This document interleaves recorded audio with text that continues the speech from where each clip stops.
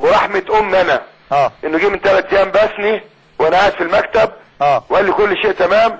قلت له عاملين لك احتفاليه كبيره يوم كذا في المؤتمر. طيب اما حد يكلمه ويقول له انا اللي قايل له، انا اللي قايل له. طب حد كلمه بعديها؟ بص هو قال حاجه انت ما خدتش بالها.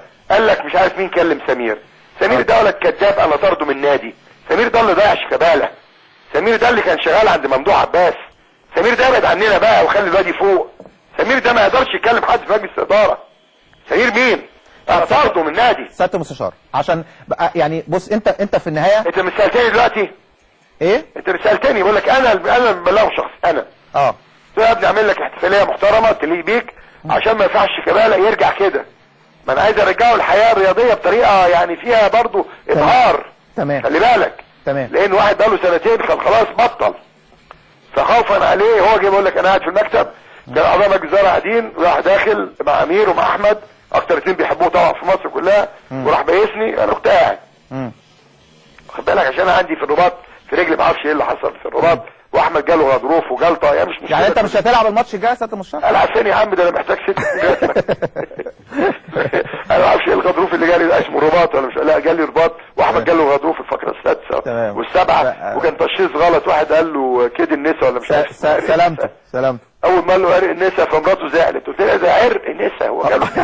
سلامته وسلامتك يا سياده المستشار. فانا بص عايز اقول شيكابالا اتفضل. كل ده مش هيجيب نتيجه معايا. كل ده مش هيجيب نتيجه معايا. انا مبلغ شيكابالا وكلنا مبلغين شيكابالا. تمام.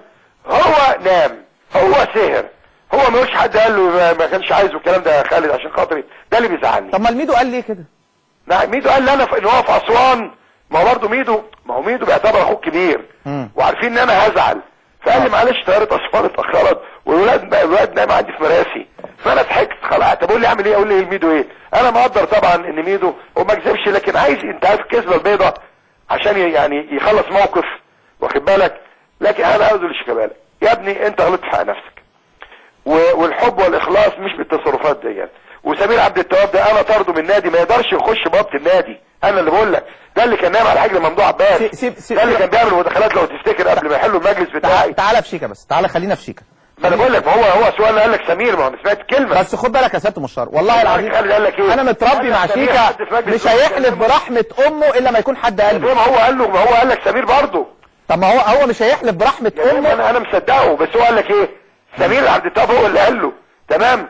ما هو ده سمير يا عم اللي كان ايام ممدوح بس بيعمل مداخلات. طب ما هو برضه مصلحته يا سياده المستشار سمير ده مصلحته ان شيكا يرجع. لا خالص نهائي. لكن انا في النهايه انا قلت كلمتين ما لهمش تالت.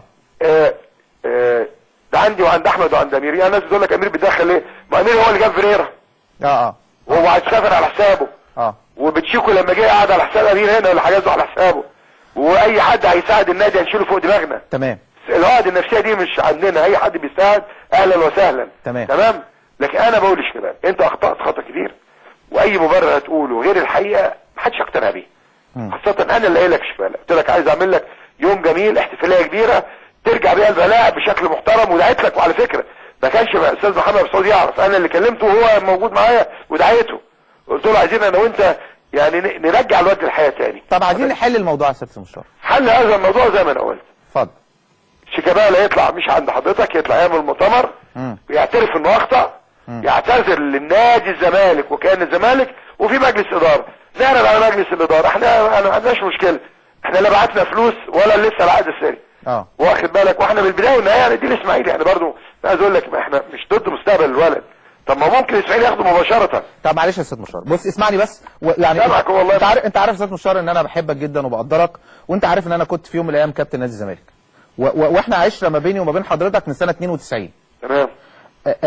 اوعدك ان شيكابالا هيطلع يعمل مؤتمر صحفي وانا هكون متواجد معاه وهيعتذر لنادي الزمالك وحبا واحتراما لجمهور نادي الزمالك وكيان نادي الزمالك والمجلس اداره اللي انت حضرتك بتترأس. يا كابتن خالد انا والله بحترم كلامك دون. وانا متعاطف مع الولد، وعشان كده انا ما قابلتوش امبارح ليه لما جالي البيت.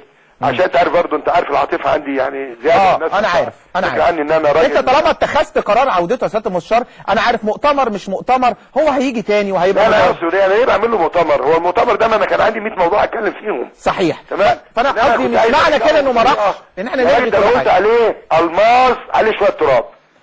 كل حاجه هتتحل يا سياده المستشار. والله كل حاجه هتتحل. اوعدك ان هو هيعتذر، وانا متاكد ان مجلس اداره نادي الزمالك اللي بيحترم حضرتك، سواء المستشار احمد جلال ابراهيم نائب حضرتك وهو صديق ليا وراجل محترم، احمد مرتضى منصور اللي هو متصور معايا وهو صغير والله ونجاح صغير برضه، وعنده نجاح كبير جدا. احمد ليه جزء كبير جدا من نجاح نادي الزمالك السنه دي. طبعا وهاني زاده والتعب اللي بيعمله والسفر واللي بيجي والشباب الصغير طبعا اللي موجود في مجلس الاداره والاستاذ حازم ياسين وكل الناس المحترمه اللي موجوده. سياده المستشار حضرتك بكلمه واحده تقدر يعني الموضوع ده يتلم باعتذار من شيكابالا في مؤتمر صحفي اوعدك خلال اخر الاسبوع ده يكون عامله، والموضوع يتحل ويروح نادي الاسماعيلي ربنا يكرمه. لازم اكون انا اعترفت ان اخطات، ما اجيبش مبررات سلبيه. هيجي يعترف انه اخطا. دي واحد. اثنين، خليني بس برضو انت بتكلمني ولسه جالي جورنال الاهرام الاستاذ علي بركه في الاهرام كاتب مقاله محترمه ومرتضى منصور 2015 يعني اخر موديل. تمام، انا بشكره من خلالك، المقاله محترمه جدا ودي الاهرام وده استاذ علي بركه. فعلا انا 2015 بقيت 8 سلندر يا استاذ علي دلوقتي. انا بشكرك يا خالد، وخليه يعمل الخطوات اللي انت قلت عليها دي. بعد اذنك يا سياده المستشار عايز اقول لك حاجه. اتفضل. احنا في النهايه ابهات للولاد واخوه كبيره للولاد، واسال هل ليه فازوا بالدوري السنه دي؟ اي حد كان بيحصل لهم مشكله شخصيه في حياته الشخصيه او حد من اسرته بيبقى مرتضى منصور هو اللي قدامه، هو اللي بيحلها له واحده واحده. هي دي، هو ده دورنا. بص يا سياده المستشار والله العظيم انت بتعجبني في حاجه، انا فاكر لك موقف عمري ما هتخيله في حياتي. ربنا يطلع كابتن فاروق جعفر من الازمه اللي هو فيها.